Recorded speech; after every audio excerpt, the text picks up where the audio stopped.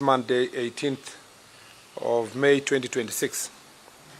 Our attention has been drawn to the chaos, violence, looting, and disruption of transport in the country today, ostensibly to protest high fuel prices.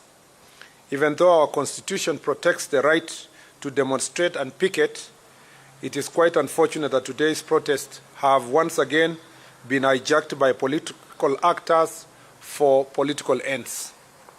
Whereas we take cognizance of the fact that fuel prices have risen significantly as a result of ongoing global political crisis, looting, violence, blocking roads, and vandalizing public and private property can in no way bring down the oil prices.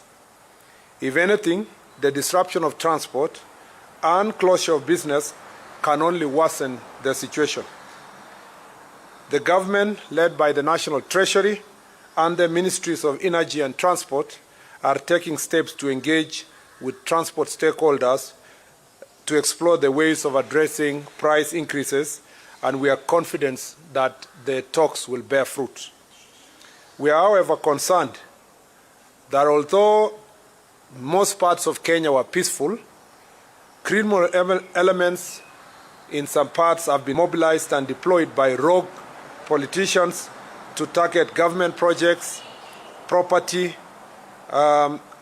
personal property, pro-government, and also property of pro-government leaders.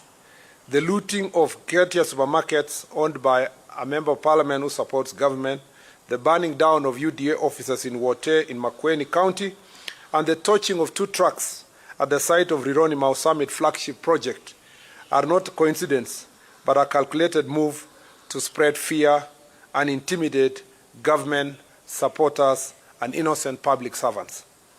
Coupled with the recent violent attacks on Ms. Rachel Wandeto, who passed on this morning, we are witnessing a clear scheme where a section of political class is making incendiary statements to fund intolerance and ethnic bigotry and organizing gangs to spread terror, sabotage government projects, and profile and intimidate those of different political opinion, especially those who support government.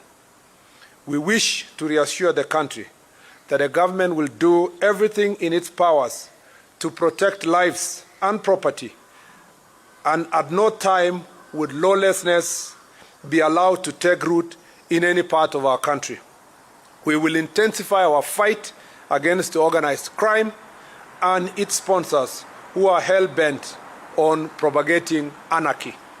The full force of law will be brought to bear on the organizers of today's violence and wanton destruction of property. In fact, it is about 348 of them have already, perpetrators have already been arrested. It is quite unfortunate also that 4 Kenyans in today's violence, which also saw more than 30 people, it's unfortunate that we lost 4 Kenyans in today's violence, which also saw more than 30 people injured. It is very regrettable that there are politicians in this country who measure the success of opposition to the government by the number of innocent lives lost in the demonstrations they organize. This is the lowest form of politics and the most wicked manifestations of self-interest. To the leaders who have been profiling Kenyans of different political opinion and calling them traitors, we shall hold you personally responsible for the lives lost and property destroyed as a result of your statements. You will be answerable now and in the future. I commend Kenyans who went about their business in peace, and actually, largely in most parts of the country, Kenyans went about their business in peace. But also there are some public transport owners who protested in peace by just keeping off the transport system without really interrupting other people's lives. And we regret, in some cases, disruption of transport and businesses that have been looted, including a supermarket in Naivasha, which, as by the time we were coming here, was still facing invasion by goons. Let us remain calm as Kenyans as relevant government agencies address the issue of fuel prices. To those traveling, our security agencies are under instructions to ensure our safety. All the roads that were blocked have now been cleared and are ready for safe passage. I thank you. I will take. I just want to emphasize here that we appreciate Kenyans have many Kenyans in many parts of the country, and especially the matatu owners, the transport industry. They went about their protests peacefully, ensure that their vehicles were not on the road, but in no way did they disrupt other people's businesses. But in some cases, we know that the usual political actors took advantage of the protests to organize goons, gangs, and criminals who attacked businesses, particularly in Naivasha, in Nyeri town, slightly in parts of Kithurai, a small part of Kirinyaga. There was an attempt in Rongai and in Kitengela, and a particular attempt in Kakamega to invade the NCB, National Cereal and Produce Board's stores to loot the property there. Otherwise, in the rest parts of the country, it was peaceful, including Nairobi CBD. I will take a few questions. Okay, thank you. My name is Kenya from People Daily. Just wanted to know the 4 people who lost their lives, under what circumstances they lose, and then the issue of petroleum. I mean, is there a likelihood of the price decreasing? That is the demand by the matatu sector. Thank you. One is that as for those who lost their lives, investigations are ongoing. It will establish exactly whether it is persons or criminals who came into attack with police officers, or is it goons or criminals who attacked civilians. So we leave that to the investigators to establish the exact situation, whether these are innocent civilians, innocent citizens, or were they criminals who died in the process of being apprehended or being dealt with. And on the question of oil prices, as you may be aware, there is an ongoing meeting now between the ministries of Treasury, Transport and Energy with the stakeholders in the transport sector. And we expect that and believe that they will reach an amicable resolution on the protest itself and the way forward on the question of oil prices. But, nobody is a visitor in Jerusalem. The world is such an open place. We all know why these prices are high. And I appreciate Kenyans who are going about this issue peacefully. We understand the impact, not just on the economy generally, but also directly household income. And we sympathize with the situation. You know that the government already subsidized reduced fast taxes, and then used oil subsidy to try to contain the escalation of prices. And I believe that anything that can be done will be done to ensure that we protect our country. But let's be honest, as a country, sometimes, because everybody's trying to look good, including even those who are in government, sometimes we don't face directly and tell people exactly how serious that situation is. The situation that is happening in the Strait of Hormuz and the fights in Iraq and the whole disruption of the oil supply chain is actually very serious. And many countries are suffering. Our neighbors, a number of countries in our neighborhood, don't have fuel in the first place. Forget about the prices. They don't have it. Some countries have told their citizens to stay home and work from home. In some cases, you have situations where people are rationing so that you can get certain liters of fuel per week. This is very serious in other countries. But because of the foresight and the G2G program, we at least have guarantee of supply of the fuel, even if it's in a higher price. There is a guarantee. It would be worse if we completely didn't have fuel. it would be even worse. And we need to face this situation directly as citizens of Kenya, to tell ourselves where are we, what is the situation in the world, and where should we go to, how much of our taxes should be used to contain the oil prices, and whether, that is, to what extent that can resolve the problem. So this is a conversation that is ongoing, and I want us to do it in a civilized environment. Those who have contrary opinions to bring their opinions on the table, and not really engage in acts of violence. And that's why I'm saying today was, however much we witnessed some lawlessness in some areas, largely, I can say 90, maybe 98% of the country was secure, even 99. The 1% was a few spots where some political actors decided to engage criminal elements in acts of lawlessness and violence. My name is Daniel Musare from Daily Trends. Okay. My name is Daniel. Oh yeah, I'm being reminded that I had said the problem of oil prices in Iraq instead of Iran. Oh. So if there was that kind of slip of the tongue, I will please go and correct you accordingly. Yes. My first question is, you are among the people who largely fought the previous government about the fight that is happening right now. Absolutely. And you said that fuel prices are not supposed to be hiked because of the fight. Yeah, absolutely. Now we are here. The prices are hiked. Agitation is there. We keep on losing people every single day.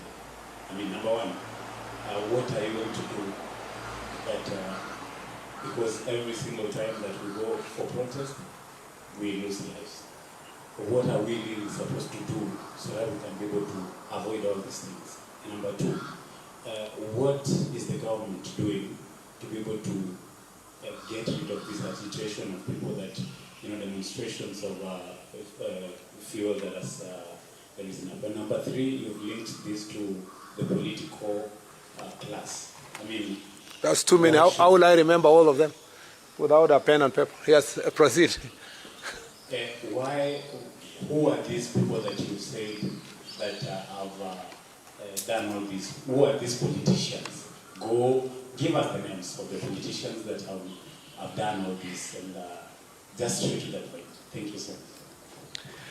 First, let me say that you have raised a very important issue that when I was in Senate in the last administration, I was a very serious critic of the way the oil prices were being handled by the government. In fact, I see my clips are going around online because I was very firm that the government must do something. They cannot be just on standby. And I did it on the floor of the Senate.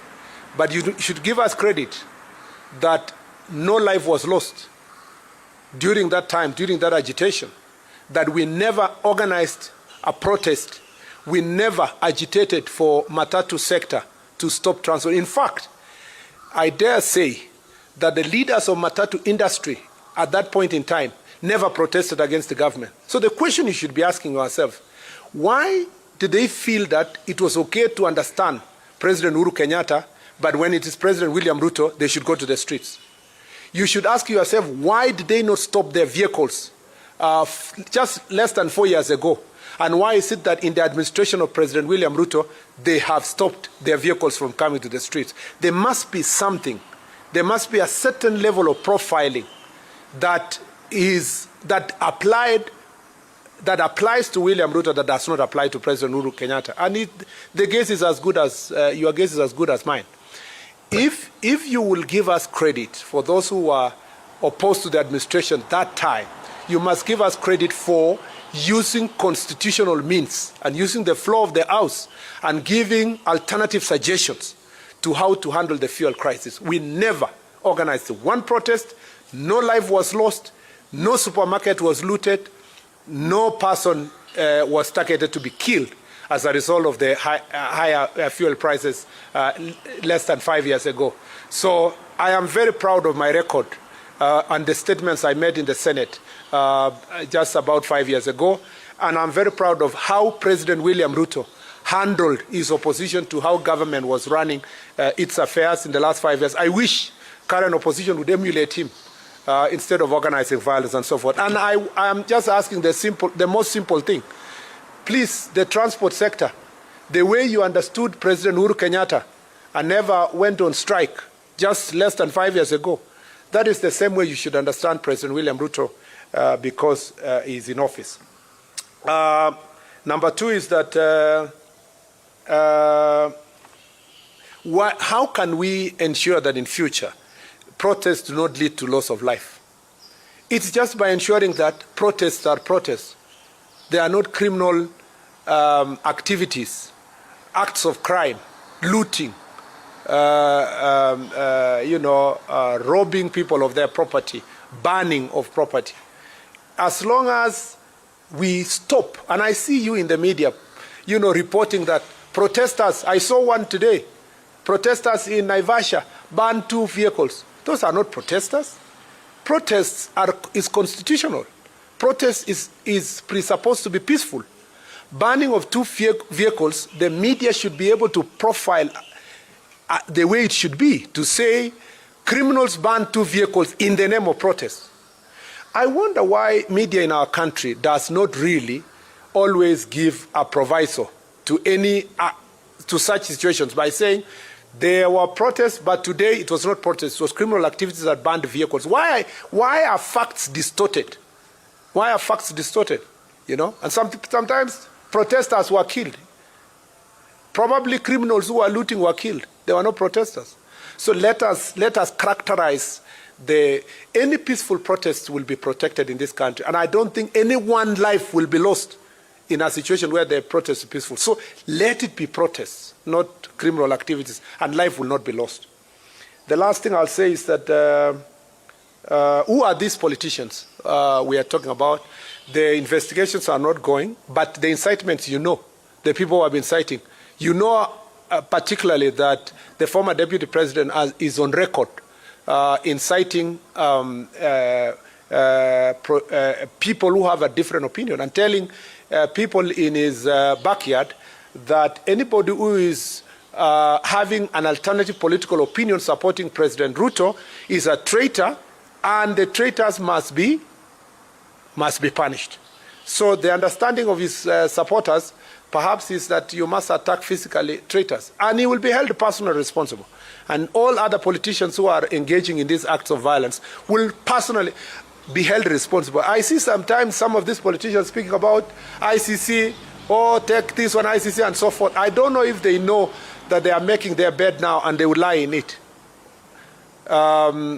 So it is important for every one of us to become aware of of their own acts. And we will take the necessary legal steps to bring all of them to face the law. I know even the banning of the UDF officers in Wote, in Makweni, was organized by politicians, and the investigations are not going. So just give the DCI a few more hours, and those who are personally responsible will be held to account. I think I have answered all the questions. Yeah, I'm seeing somebody somewhere there. Yes, last one. Sorry, because you guys also indulged us by waiting for over an hour. I am indulging you by taking more questions. There's a dictatorship about the Kenyans. They're crying, why landlord countries, their prices are always down. Yet they're getting their fuel from the same port, which is the Mombasa port. Including the Ethiopia, which is very, very low than Kenyans.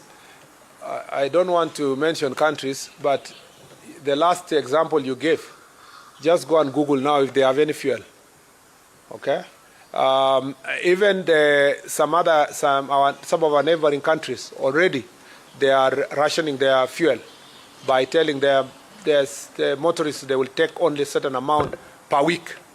So Kenya is different. We are a different economy. We have different challenges, and we have different approaches to issues. But I don't think in the next few days you will be willing to ask the same question. in terms of comparison of price, because the information we have is that as days go by, everybody is feeling the impact, even by our neighbors. So that difference you're speaking about is not significant enough for you to measure the difference. Let's give it another 2 weeks and let's have that discussion again. But the most competent institution to respond to your question, of course, is the Ministry of Energy, and you know, because of the meeting they have at the moment and the Treasury and so forth, they will answer that question accordingly. The question you should also be asking is that how come in many countries where they have higher fuel prices, why are they not protesting by stopping public transport? Logically, the fact that the fuel is there should have guaranteed public transport, maybe at some slight higher cost. Then when government comes in, they would ask themselves, do we cushion the fuel prices or cushion the service provider by giving certain subsidy? But to say the fuel is there and you are not going to be able to continue public transport, I think it's unfortunate. And I'll tell you, just ask yourself a fundamental question. There's a reason why 5 years ago, under the leadership of President Uhuru Kenyatta, the public transport owners did not go on strike, and they decided at this particular time, in the administration of President William Ruto, they went on strike. That is a question that should prick your conscience and the conscience of any person who is willing to think through this issue. Asanteni sana. May God bless you. Thank you very much.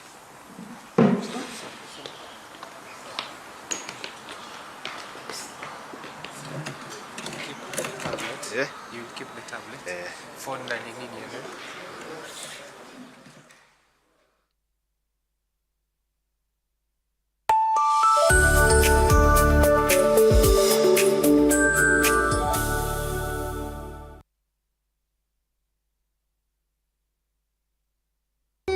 Adventurers, my name is Zuri. Hello kiddos, and my name is Bobo. Are you ready for the most exciting adventure ever? Yay! Come join us on the Alphabet Adventure Show, where we learn letters, sing songs, play games, and go on magical adventures together. Every week, we discover new words, amazing stories, fun colors, animals, dancing, and surprises waiting just